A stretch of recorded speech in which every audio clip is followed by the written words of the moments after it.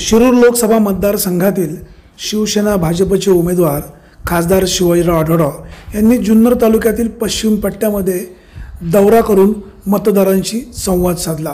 केवाडी या ठिकाणी बोलताना आढळराव म्हणाले की माझ्यावर विरोधक खालच्या पातळीवर टीका करतात, शिवाजीराव आढळराव थापाडे आहेत अशा प्रकारचे बोलतात। जर मी थापाडे असतो तर लोकांनी मला सलग 3 वेळा निवडून दिलं असतं का, असा सवालही यावेळी त्यांनी व्यक्त केला।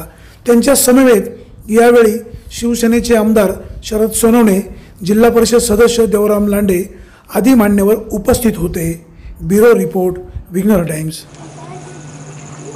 आता लोक म्हणतात निवडणूक आल्यानंतर आमदारांच्यावर टीका चालू झाली, माझ्यावर टीका झाली।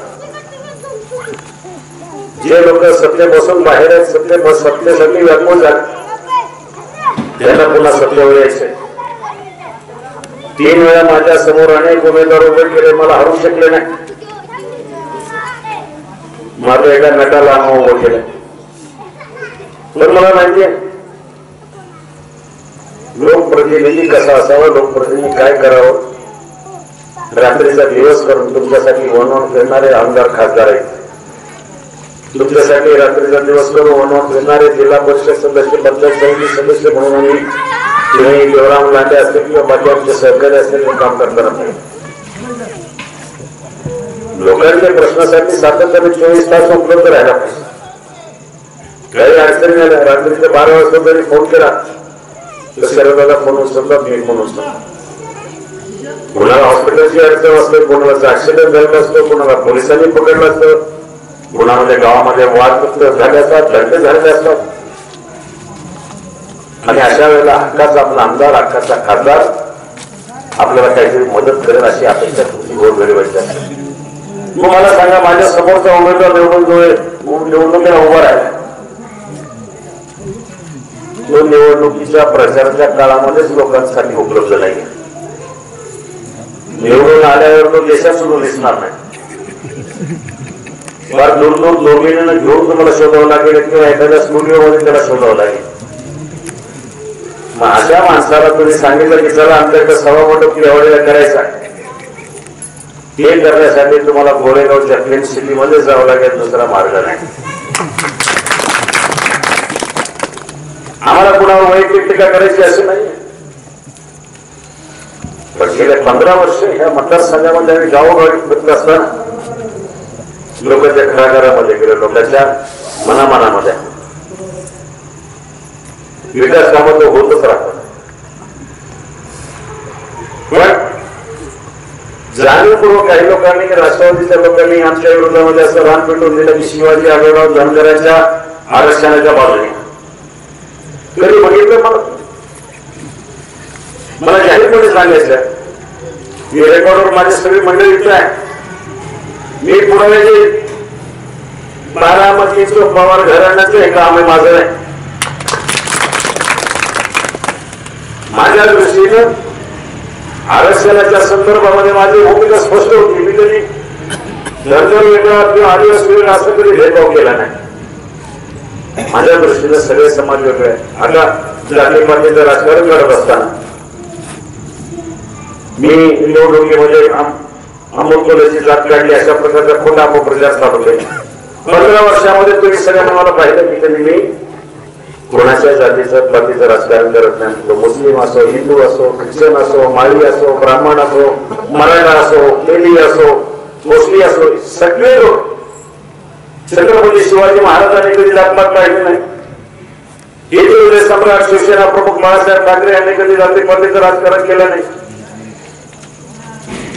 छत्रपतीच्या राज्यामध्ये जर पाहिलं 18 पगड जातीच्या लोकांनी, समाजाने काम केलं, सगळ्यांनी एकत्रितपणे काम करून स्वराज्याची स्थापना केली। आणि त्या विचारापासून प्रवृत्त, त्या विचारापासून दूर आम्ही कधी राहू शकत नाही।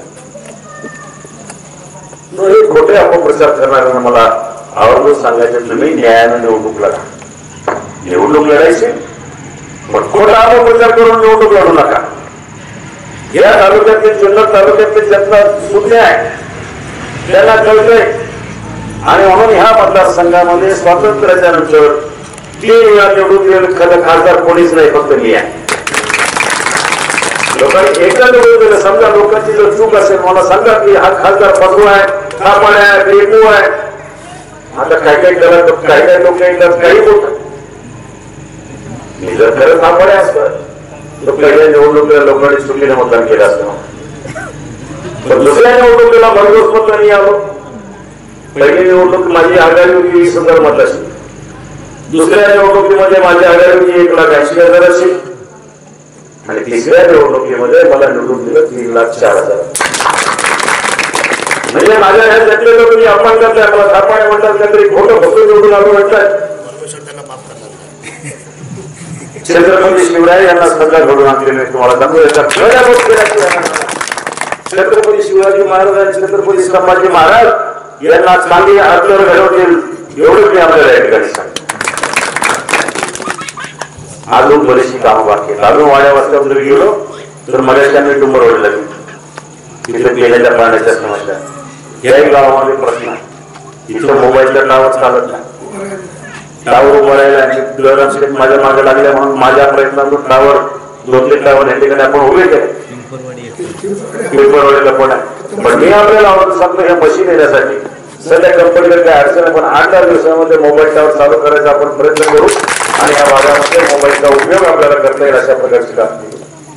आणि ग्रामीण भागामध्ये पासपोर्ट ऑफिस मला सांगा. पासपोर्ट ऑफिस एखादा जर पासपोर्ट जर काढायचा झाला तर आमदार साहेब पूर्वी आपल्याला जावं लागायचं पुण्याला मुंबईला. मी ग्रामीण भागामध्ये शिरूर या ठिकाणी पासपोर्ट ऑफिस केलंय. पुढच्या काळामध्ये माझ्या ऐतिहासिक जिल्ह्यामध्ये सुद्धा पासपोर्ट ऑफिस चालू करायचं. मोठे मोठे प्रधानमंत्री ट्रान्सफर योजनेमध्ये सर्वाधिक जास्त रस्ते कुठे गेले असतील तर शेत तालुक्याच्या आदिवासी भागामध्ये. ते सगळे पहिले हिवरेतर्फे मिळणार आहे. कितीतरी कामं आहेत, कितीतरी रस्ते आपण केले. सर्वाधिक जास्त रस्ते आणि सर्वाधिक जास्त कामं आपण ह्या आदिवासी भागामध्ये केली. मी कधी मताच्या आकडेवारीकडे बघितलं नाही. या गटाचे सगळे टोटल आकडेवारी जर काढली तर त्याच्यापेक्षा एक माझं गाव मांजरी बुद्रुक तिथं 35-36,000 मतदान. पण मी नाही म्हटलं. माझ्या दृष्टीनं ही गावाची छोटी वाडी 100 मताची वाडी असली 200 मताचे लोक असले तरी ही जीवाभावाची लोक आहेत. ही कधी मला अंतर न देणार तुम्ही सर्व मंडळी या तालुक्यातल्या आदिवासी समाजाने मला सातत्याने आशीर्वाद दिलेला आहे. माझ्या 3 निवडणुकीमध्ये तुमच्या आशीर्वादाच्या पाठीमागच मी निवडून आलेलो आहे.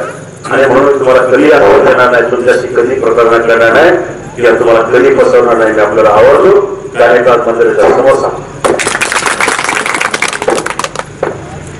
अनेक वर्षापासून आपला ऐतिहासिक रस्ता आहे. केवाडीचा श्रावणचा केवाडीचे श्रावणचा पूल आहे. जवळजवळ 2 वर्ष मी मांडले. याच्यासाठी एस्टिमेट केलं. इंजिनियर लोक आले, प्रस्ताव तयार केला, तयार झालेली आमदार साहेब आणि गडकरी साहेबांकडे पोहोचली. त्याची किंमत जवळजवळ 68 कोटी रुपये. किती आहे? 68 कोटी रुपये. इतका मोठा पूल आपण करतोय. तो जर 50 कोटीच्या अगोदर असला तर मी केव्हाच आपण मंजूर करून घेतला असता. पण तरी तुम्हाला सांगतो पैशाला अडचण नाहीये. मला ऑक्टोबर महिन्यामध्ये मला जाणवलं, एक 6 महिन्यापूर्वी मला जाणवलं की माझ्याकडं नारायणगावच्या शहरामधून जाताना ट्रॅफिक होतं. बायपासचं काम पूर्ण नाहीये. बायपासचं काम पूर्ण करायला किती पैसे लागतील तर म्हणाले 48 कोटी रुपये लागतील. खेड घाटाचं काम तिथं ट्रॅफिक होते. एखादं जर वाहन टँकर बंद पडला, कंटेनर आडवा गेला तर सगळं घाटामध्ये ट्रॅफिक जाम होत आहे. म्हणून तिथे इस्टिमेट काढलं किती लागणार तर म्हणाले 41 कोटी रुपये लागणार. 48 आणि 41 जवळजवळ 89 कोटी रुपयाचा निधी मंजूर करून घेतला. फक्त 3 महिन्यामध्ये त्याचं टेंडर निघालं, वर्कआउट केलं, भूमिपूजन झालं. आणि आज मी आपल्याला सांगतो 1-2 महिन्यामध्ये नारायणगावचा बायपास आणि खेडचा घाट काम पूर्ण होईल आणि त्या घाटातनं गाड्या लागतील याची मी आपल्याला शब्द सांगण्याचा उद्देश की 89 कोटी रुपयाचं काम आहे. हे तर आपलं 68-70 आता 72 कोटी होईल. काय सांगताय? हे 72-73 कोटी काय होईल? हे मंजूर करून घेतलं तर माझ्या आदिवासी भागातल्या सगळ्या जनतेला आयुष्यभराचं काम होतील. त्याच्यानंतर तुम्हाला पैसा देणार नाही. तुम्हाला सांगण्याचा उद्देश बाकी तुम्ही आमदार साहेबांकडे मागा. ते पण कोण आमदार म्हणून तेच असणार. आमदार साहेब रस्त्याचं काम मी करतो, पुलाचं बाकीचं काम, पाण्याचं काम असेल, सभा मंडप असेल, त्या गावात सुद्धा सभा मंडप नाही, तिकडे पण नाही. ही सगळी कामं करण्यासाठी पुन्हा एकदा तुमची ताकद आमच्या दृष्टीने महत्वाची, तुमचे आशीर्वाद माझ्या दृष्टीने महत्वाचे. आणि मी नेहमी सांगत असतो, आम्ही निवडणुकीला का उभा राहतो, मी तरी खासदारकीला निवडून उभा राहील, खासदार होऊन मला मोठं व्हायचं नाही, माझ्या दृष्टीनं मला मोठं होऊन तुमच्यासाठी काहीतरी करायचं आहे, म्हणून आमच्या दृष्टीनं खासदारचं राजकारण तुमचे आशीर्वाद महत्वाचे. आणि म्हणून मी सांगतो, 3 वेळेचा जो विक्रम आज आपल्याला 4थ्यांदा निवडून येण्यासाठी तुमच्याच म्हणून निवडून येणार आहे, तुमच्याच आशीर्वादाला निवडून येणार आहे. बाकी कोणी किती खोटा प्रचार करू द्या, बाकी कोणी काही कुठलाही उमेदवार आणू द्या, मला त्याची फिकर नाही. त्या भागातल्या सगळ्या जनतेच्या आशीर्वादावर पुन्हा एकदा निवडून येईल अशी या ठिकाणी अपेक्षा व्यक्त करतो. आपली रजा मागतो. धन्यवाद. जय हिंद, जय भारत.